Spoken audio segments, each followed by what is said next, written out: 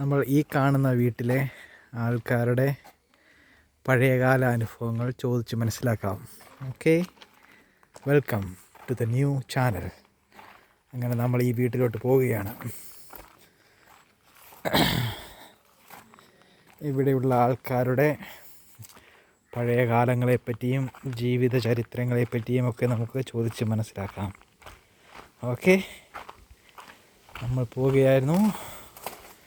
പോയതിന് ശേഷം അവരെന്ത് കൊണ്ടുവന്ന് നോക്കാം. കോളിംഗ് ബെല്ലടിച്ചു.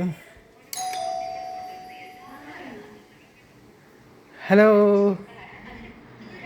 Good afternoon. സുഖമാണോ?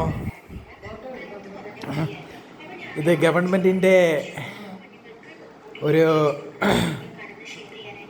സർവേ പ്രകാരം വന്നതാണ് ഇവിടെ. മേഡം, അതിൻ്റെ ശബ്ദമൊന്ന് കുറയ്ക്കുമോ? ഓക്കെ, അതായത് വല്യമ്മച്ചി ജനിച്ച വർഷം ഏതാണ്? എനിക്ക് ഓർമ്മയില്ല.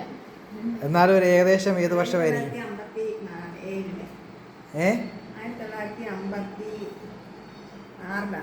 1956. പഴയ കാലത്തെ ആഹാര രീതികളെ പറ്റി രണ്ട് വാക്ക് പറയൂ. പഴയ കാലത്ത് ചീനി വേവിക്കുക, മറ്റ് കൊണ്ടുവന്ന് പറ്റി തിന്നുക, മുരിങ്ങയില പറിച്ച് വേവിച്ച് തിന്നുക, വൈറ്റല തിന്നുക, ഇതൊക്കെയാ പഴയ കാലം. എന്തിലയാണ്? വൈറ്റല എന്ന് വെച്ച് പയറിൻ്റെ ഇല. മുതിര തിന്നുക. ഓക്കെ. ചീനിത്തൊലി ഉണക്കി ഇടിച്ചു പൊളിച്ച് വേവിച്ച്. പണ്ട് കാലത്തെ ആൾക്കാരൊക്കെ സഞ്ചരിക്കാൻ എങ്ങനെയാ? കാറാണോ ഉപയോഗിക്കുന്നത് അതോ? കാറുള്ളവരും ഉണ്ട്, ഇല്ലാത്തവരും ഉണ്ട്.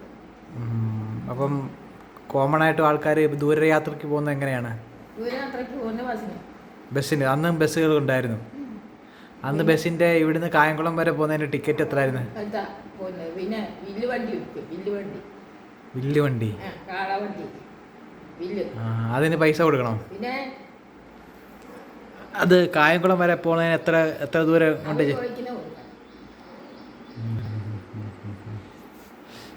നിങ്ങളുടെ ജന്മം ഏത് മാസമാണ്? ഏത് വർഷത്തിലാണ് ജനിച്ചത്? ഞാൻ 1971. 71. ഓക്കെ. നിങ്ങളുടെ കുട്ടിക്കാലത്തുണ്ടായ കഷ്ടതകളെ പറ്റി രണ്ട് വാക്ക് പറയൂ. പറ.